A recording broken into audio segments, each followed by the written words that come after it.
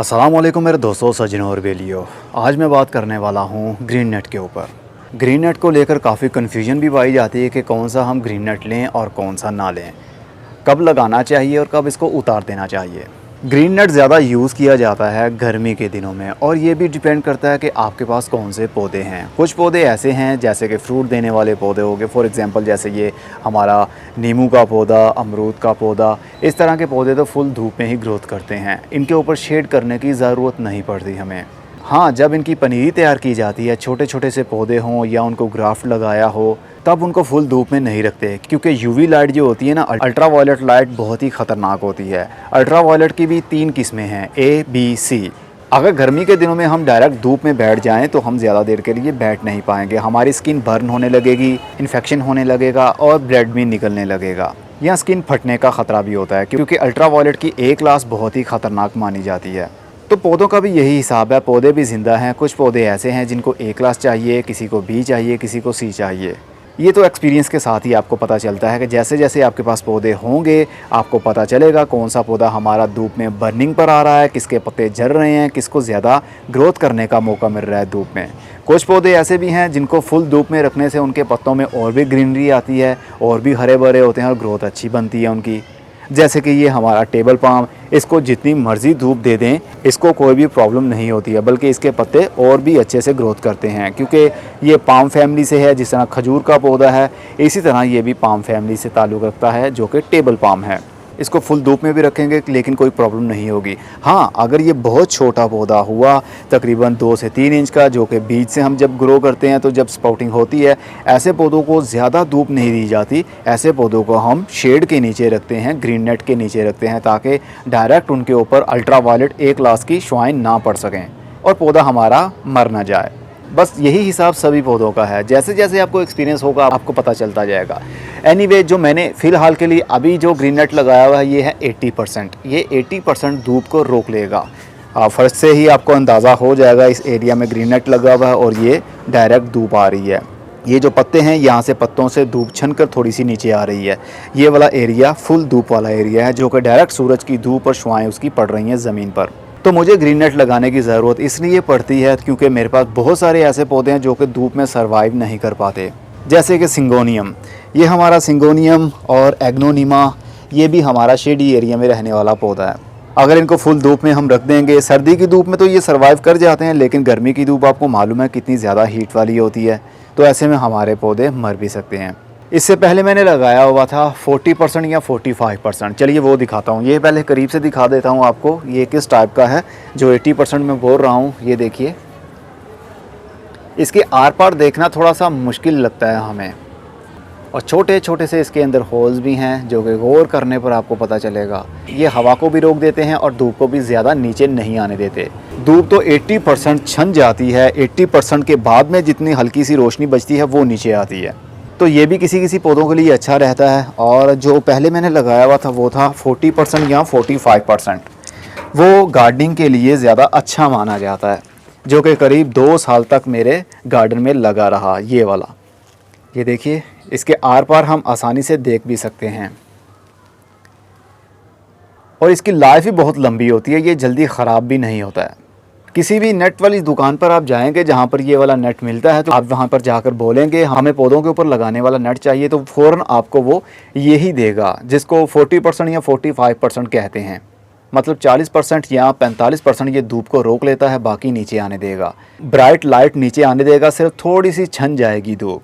समझ लीजिए आधी धूप की जो रेज़ पड़ रही हैं नीचे, वो छन जाएंगी और बाकी धूप नीचे आ जाएगी। इससे आपके पौधों के ऊपर बर्निंग भी नहीं आती। 2 साल से मैंने इसको यूज़ किया है। ये तो जो अभी आपको दिखा रहा हूँ मैं, ये तकरीबन इसको तकरीबन 3 से 4 या 5 महीने हुए होंगे। इसके अंदर से जल्दी हवा भी क्रॉस नहीं होती, क्योंकि मेरा प्लान था कि मैं अपने गार्डन को ज़्यादा ट्रॉपिकल ही बनाऊँ, क्योंकि मेरे पास मोस्टली ऐसे ही पौधे हैं जो कि ट्रॉपिकल गार्डन में रखने वाले हों। इसलिए मैंने हाफ़ में ये वाला लगा दिया और हाफ़ एरिया इसका बिल्कुल ओपन छोड़ दिया। ओपन एरिया में कुछ पौधे ऐसे हैं जिनको ज़्यादा धूप की ज़रूरत होती है, और कुछ पौधे ऐसे हैं जिनको धूप की ज़रूरत नहीं होती, बहुत कम ज़रूरत होती है उनको। फ़िलहाल तो मेरे गार्डन में मिक्स पौधे पड़े हुए हैं। यहाँ पर कुछ ऐसे पौधे भी हैं जिनको फुल धूप चाहिए, जैसे कि ये फ़र्न है, इसको भी फुल धूप में रखा जाए तो अच्छी ग्रोथ करती है। एरिसीनिया को भी फुल धूप ही चाहिए, नैंथरा को भी फुल धूप ही चाहिए। ये मेरा ड्वार्फ टेबल पाम है, इसको भी फुल धूप में रखेंगे तो सरवाइव कर जाएगा। शेडी एरिया में भी ये ग्रोथ करता है लेकिन धूप में भी ये रह सकता है। तो ग्रीन नेट की ज़रूरत पड़ती है ज़्यादातर गर्मी के दिनों में। जैसे ही मई का महीना शुरू होता है तो गर्म लू चलने लगती है और जून के महीने में तो बहुत ही ज़्यादा हीट बन जाती है। ऐसे में पौधों के ऊपर बर्निंग आने लगती है। ऐसे पौधे भी जो कि इंडोर पौधे हैं हमारे, जैसे कि ये हमारा रुवीनिया पाम है, इसके ऊपर भी बर्निंग का इफेक्ट आने लगता है गर्मी के दिनों में। इनके पत्ते भी आहिस्ता आहिस्ता से टिप्स इनकी ब्राउन होती है और देन आहिस्ता आहिस्ता ये ब्राउन होना शुरू होता है। छोटे पौधे को ज़्यादा प्रॉब्लम होती है, बड़े पौधे को अगर धूप में रख भी दें तो कोई प्रॉब्लम नहीं होती। लेकिन ये भी आपके एरिया के ऊपर डिपेंड करता है कि आपके एरिया में गर्मी के दिनों में कितनी गर्मी पड़ रही है, क्या डिग्री पड़ रही है वो। अगर तो 40 डिग्री से अब जाने लगे तो अच्छे पौधे के लिए भी वो नुकसानदेह साबित होती है। ऐसे पौधों के पत्ते भी जलने लगते हैं जिनको धूप अच्छी लगती है, क्योंकि पौधे की भी एक लिमिटेशन है, उसको एक लिमिट तक हीट चाहिए। अगर ज़्यादा हीट मिल जाएगी तो पौधे के पत्ते बर्न हो जाएंगे। 40% 40% तक तो हीट मिले तो पौधे सर्वाइव कर जाते हैं। अगर 45% हो जाए या इससे भी बढ़ने लगे तो काफ़ी प्रॉब्लम होने लगती है, पौधों के पत्ते जलने लगते हैं। तो जब भी ऐसी कंडीशन देखिए आपके पास थर्मामीटर भी होना चाहिए। ये देखिए, ये मैंने लगाया हुआ है। अभी ये जो 40, ये तकरीबन 30 सेंटीग्रेड अभी टेम्परेचर शो कर रहा है हमारा यहाँ ऊपर रूफटॉप का। आपके एरिया का अलग होगा, ज़रूरी नहीं कि 30 सेंटीग्रेड यहाँ का आज का लाहौर का टेम्परेचर है तो आपके एरिया में भी, चाहे आप लाहौर से हों, आपके एरिया में भी सेम होगा, क्योंकि हर जगह का अपना एक टेम्परेचर होता है। मेरा टेम्परेचर थोड़ा सा मेंटेन किया हुआ मैंने। इस एरिया में थोड़ी सी धूप है और जैसे ही वो थोड़ी सी धूप अंदर एंटर होती है तो शेडी एरिया मिल जाता है तो हवा थोड़ी सी ठंडी हो जाती है। इस वजह से टेम्परेचर थोड़ा सा लो भी हो सकता है।